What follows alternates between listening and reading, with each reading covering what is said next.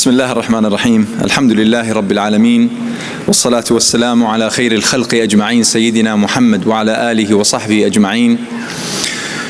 أيها الإخوة والأخوات، السلام عليكم ورحمة الله وبركاته، وتحية تقدير للمنظمين لهيئة علماء تركستان الشرقية ولكل من ساهم في إقامة هذا المحفل الكبير التاريخي العظيم الذي نأمل بعون الله تعالى أن يكون منطلقا لعمل دؤوب مؤثر فاعل يحدث تغييرا حقيقيا على أرض الواقع فيما يتعلق بإخواننا وبأهلنا في تركستان الشرقية.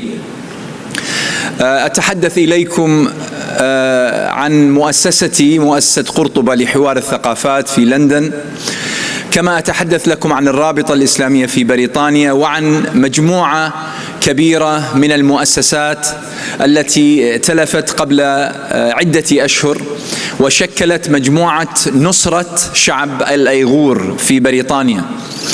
عشرات من المؤسسات الإسلامية، ومعنا عدد أيضا من المؤسسات غير الإسلامية انضمت وانضوت تحت هذا الائتلاف نصرة لشعب الأيغور. والواقع أيها الإخوة والأخوات، ولا أريد أن أكرر أو أعيد الكلام الثمين الرائع الذي تقدم به الأفاضل خلال الساعات الماضية، ولكن أقول لكم أن قضية تركستان الشرقية، قضية شعب الأيغور، الحقيقة فضح إشكالية ووضع العالم أمام إشكالية كبرى، وهي إشكالية الازدواجية في المعايير. فبينما يتحدث العالم عن الديمقراطية، عندنا حالة ما يحدث في تركستان الشرقية. حينما يتحدث الغرب عن الحريات والحقوق والمساواة وغير ذلك،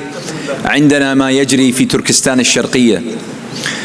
وكل ذلك وكان الغرب يتذرع بأنه لا يستطيع أكثر من أن يتكلم. ثم حصلت الحرب الأخيرة بين أوكرانيا وروسيا، وإذ وجدنا بالغرب قادرا على أن يقدم فعلا، قادر على أن يقدم الدعم والنصرة، وأن يقدم السلاح، وأن يقدم العتاد، وأن يدعم الشعب الأوكراني بكل ما يحتاجه لكي ينتصر على المحتل والمغير الروسي. وهنا نعود إلى الغرب فنسأل: طيب لما إذن لم نقدم نفس الخدمة النوعية والدعم النوعي لشعب الأيغور؟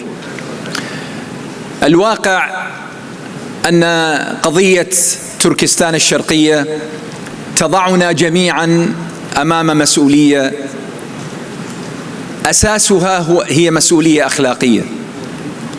وهذه المسؤولية الأخلاقية، نعم نحن نحمل همها كمسلمين، ولأن الذين يتعرضون للأذى هم إخواننا، ولكن هذه المسؤولية الأخلاقية هي مسؤولية العالم جميعا، خصوصا ذلك العالم الذي يتشدق بالالتزام بالقيم والمعايير الأخلاقية السامية.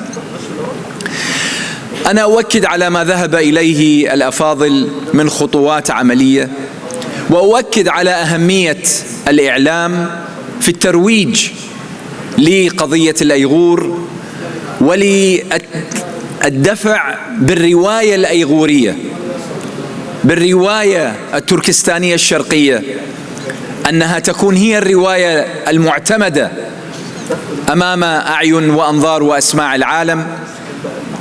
كما أدعو إلى أن نفتح القنوات لأجل